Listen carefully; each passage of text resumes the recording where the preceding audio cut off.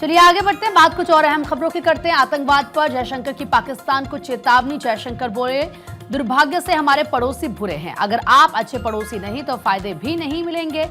हमें अपने लोगों को आतंकवाद से बचाने का हक है, कोई ये ना बताए कि हमें क्या करना है। विदेश मंत्री डॉक्टर एस जयशंकर ने कहा कि पड़ोसी बुरे भी हो सकते हैं, दुर्भाग्य से हमारे हैं।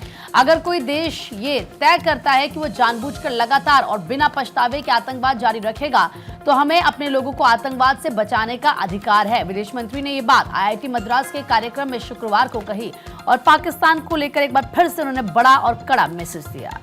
उन्होंने कहा कि हम उस अधिकार का इस्तेमाल कैसे करेंगे ये हम पर निर्भर है। कोई हमें ये नहीं बता सकता कि हमें क्या करना चाहिए या क्या नहीं करना चाहिए।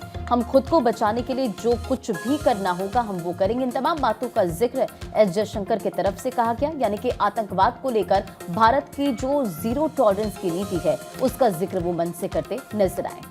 बिल्कुल, और एस जयशंकर की पाकिस्तान को सीधे दो टूक भी सामने आई। उन्होंने कहा कि हमारा देश और हमारा फैसला, सुरक्षा पर हम किसी की भी सलाह सुनने वाले नहीं हैं। जहां आतंकवाद वहां अच्छे संबंध बिल्कुल संभव नहीं है। वाटर शेयरिंग और आतंकवाद एक साथ नहीं चलेगा, खून और पानी एक साथ नहीं बह सकते। ये बात ऑपरेशन सिंदूर में भी कही गई थी।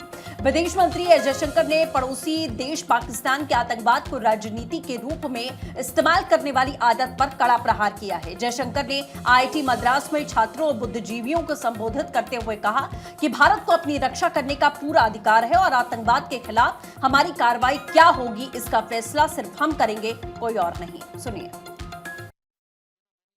When you have bad neighbors and if you look to the one to the west, if a country decides that they will deliberately, persistently, unrepentantly continue with terrorism, we have a right to defend our people against terrorism. We will exercise that right. How we exercise that right is up to us. Nobody can tell us what we should do or not. We will do whatever we have to do to defend ourselves. It's a common sense proposition. Now, again, as I said, a lot of it is goodwill.